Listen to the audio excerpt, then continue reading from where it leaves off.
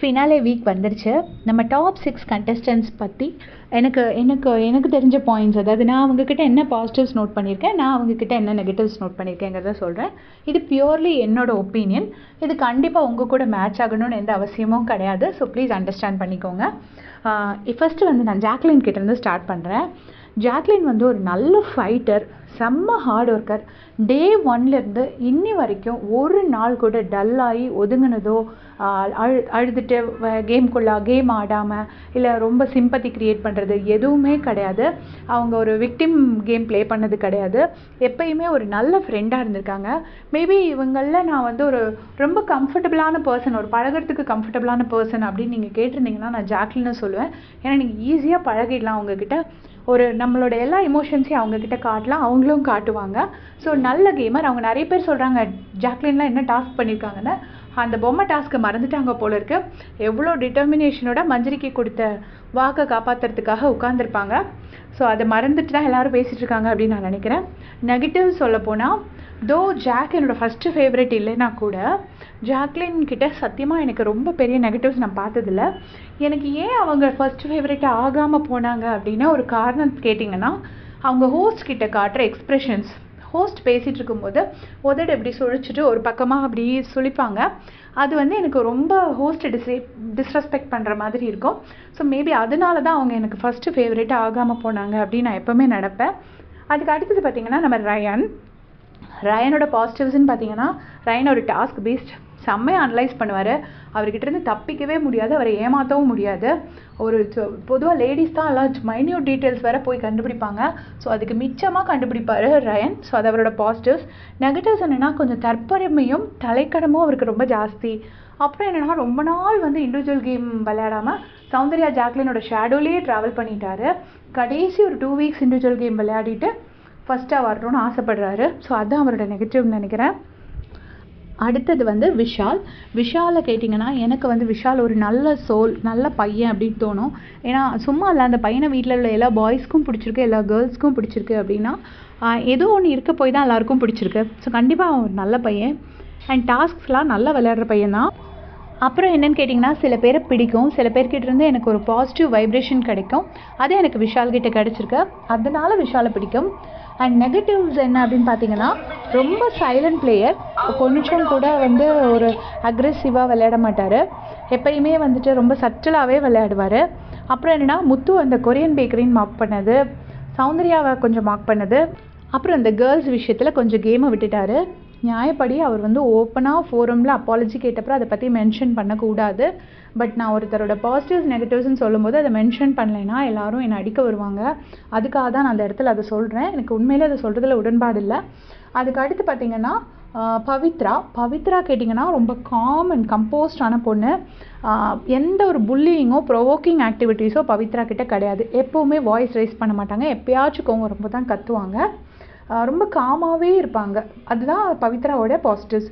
Negatives என்ன அப்படின்னு பார்த்தீங்கன்னா, சைலண்ட்டாக தன்னை பற்றி ரெஜிஸ்டர் பண்ணிகிட்டே இருப்பாங்க. இன்றைக்கி மார்னிங் கூட ஒரு காஃபி குடிக்கிறதுலேருந்து எல்லாம், ஐயோ நான் தாண்டா ஏமாலியாக இருக்கேன், நான் தான் இப்படி பாவமாக இருக்கேன். அதை அவங்க சொல்கிறதுல நீங்கள் ரொம்ப கூர்ந்து கவனித்தா மட்டும்தான் அவங்களோட இதை வந்து அனலைஸ் பண்ண முடியும். மற்றபடி சாதாரணமாக மேலோட்டமாக பார்க்குறவங்க வந்து, ஐயோ இந்த பொண்ணு நல்லா தானே இருக்குது, இந்த பொண்ணை போய் இப்படி சொல்கிறாங்களே அப்படின்னு நினச்சிட்டு போயிடுவாங்க. ரொம்ப சட்டிலாக தான் நல்ல பொண்ணு நல்ல பொண்ணு நல்ல பொண்ணு அப்படி சொல்லிகிட்டே இருப்பாங்க. அதே நேரம் வேறு யாராவது அவங்கள நல்லவங்கன்னு சொன்னால் அந்த இடத்துல அதை ஸ்டாப் பண்ணி, ஹே நீ அப்படி தானே பண்ண, நீ இப்படி சொல்கிற அப்படின்னு அவங்க சிரிச்சுட்டே சொல்கிறதுனால அது வெளியே தெரியாமல் போயிடும். எப்போவுமே ரெஜிஸ்டர் பண்ணிகிட்டே இருப்பாங்க. அண்ட் ஆல்சோ நான் தான் ஏமாந்து போயிட்டேன், எனக்கு தான் லக் இல்லாமல் போச்சு, எனக்கு தான் எதுவும் கிடைக்காம போயிடுச்சுன்னு ஒரு சிம்பத்தியை ரொம்ப சைலண்ட்டாக க்ரியேட் பண்ணிகிட்டே இருப்பாங்க. இன்னி கூட தர்ஷிகாட்ட சொல்லுவாங்க, டெய்லி இங்கே ஒருத்தரும் என்ன ஒரு விஷயம் சொல்லி அடிக்கிறாங்க, அழுக வர மாதிரி தான் இருக்குது, நான் அழுகி அடக்கிட்டு இருக்கேன்னு. அவங்கள இங்கே டெய்லி யார் அடிக்கிறாங்கன்னு எதுவுமே நமக்கு தெரியல. அது மாதிரி ஒரு சாப்பாடு விஷயத்தில் கூட வந்து என்னென்னா, எனக்கு தான் எதுவும் கிடைக்கல, பரவாயில்ல நான் அட்ஜஸ்ட் பண்ணிக்கிட்டேன், நான் அது சாப்பிடாமல் இருக்கேன், இப்படி ரெஜிஸ்டர் பண்ணிகிட்டே இருப்பாங்க. இது பவித்ராவோட நெகட்டிவ்ஸ். அண்ட் இன்னொரு விஷயம் என்ன சொல்லணும் அப்படின்னா, பவித்ரா எனக்கு தெரிஞ்சு நிறைய பேர் சௌந்தர்யாவுக்கு பிஆர் இருக்குது அப்படின்லாம் சொல்கிறாங்க. பட் நான் பார்த்த வரைக்கும் நீங்கள் பவித்ரா பற்றி எந்த சோஷியல் மீடியாலேயும் நெகட்டிவாக போட்டால் இம்மீடியட்டாக பயங்கர நெகட்டிவ் கமெண்ட்ஸ் வரும், உடனே அடிக்கிறதுக்கு வருவாங்க. மேபி அதுவே அந்த பொண்ணு மேலே இவ்வளோ ஹேட்ரட் வரதுக்கு ஒரு ரீசனாக இருக்கும் அப்படின்னு நான் நினைக்கிறேன். ஏன்னா நீங்கள் பவித்ரா பற்றி நெகட்டிவ் கமெண்ட்ஸ் போட்டு நீங்கள் வரவே முடியாது. ஒரு சைலண்ட் பிஆர் ஒர்க், அதாவது பிஆர்ஸ்னால் நிறைய ஓட்ஸ் போடுவாங்க. சில பேர் எப்படின்னா அவங்கள பற்றி நெகட்டிவாக சொல்ல விடாமல் பார்த்துப்பாங்க. ஸோ நான் எக்ஸ்பீரியன்ஸ் பண்ணது வரைக்கும் பவித்ரா பற்றி நீங்கள் நெகட்டிவாக என்ன போட்டாலும் இமீடியட்டாக அவங்களுக்கு வந்து அப்படியே கமெண்ட்ஸ் டம்ப் ஆகிடும். அவ்வளோ தூரம் நீங்கள் அடுத்து பேச விடாத அளவுக்கு அவங்கள இது பண்ணுவாங்க. ஸோ அது அந்த பொண்ணோட நெகட்டிவ்ஸ். அதுக்கு அடுத்து பார்த்தீங்கன்னா சௌந்தர்யா வந்து மஞ்சரியை புள்ளி பண்ணது, ராணுவ புள்ளி பண்ணது, அப்புறம் நிறைய ப்ரொவோக்கிங் எக்ஸ்ப்ரெஷன்ஸ், இதெல்லாம் சௌந்தர்யாவோட நெகட்டிவ்ஸ் அப்படின்னு சொல்லலாம். பட் பாசிட்டிவ்ஸ் என்ன அப்படின்னு பார்த்தீங்கன்னா ரொம்ப ரியலாக தன்னோட இமோஷன்ஸை அப்படியே காட்டுற பொண்ணு. இந்த விஷயத்தில் எனக்கு எப்போயுமே சௌந்தர்யா பெட்டர்னு தோணும். ஏன்னா அவங்க என்றைக்குமே தன்னோட இமோஷன்ஸை ஹைட் பண்ணது கிடையாது. நான் ரொம்ப நல்ல பொண்ணுன்னு காட்டி யாரையும் ஏமாற்ற ட்ரை பண்ணது கிடையாது. நான் இப்படி தான், நான் புள்ளி பண்ணுறேன், அப்படி தான் பண்ணுறேன் அப்படிங்கிற மாதிரி ஓப்பனாக காட்டிடுவாங்க. ஸோ அதுதான் சௌந்தர்யா கிட்ட எனக்கு பிடிச்ச விஷயம்.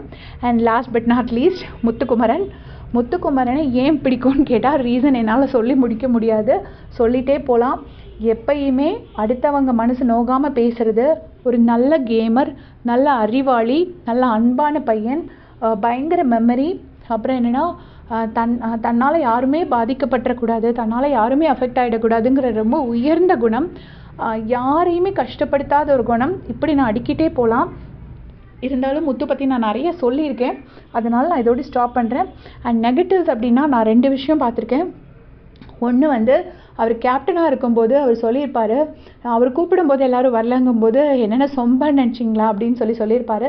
இதுவுமே நம்ம நிட்பிக் பண்ணி தான் சொல்ல வேண்டியிருக்கு. நான் முத்துக்கிட்ட நிறைய நெகட்டிவ்ஸ் இல்லாதனால நான் பார்த்துருக்கேன், மற்ற கண்டஸ்டன்ஸில் நிறைய நெகட்டிவ்ஸ் இருக்கனால அந்த நெகட்டிவ்ஸ் சொல்லிகிட்டே இருப்பாங்க.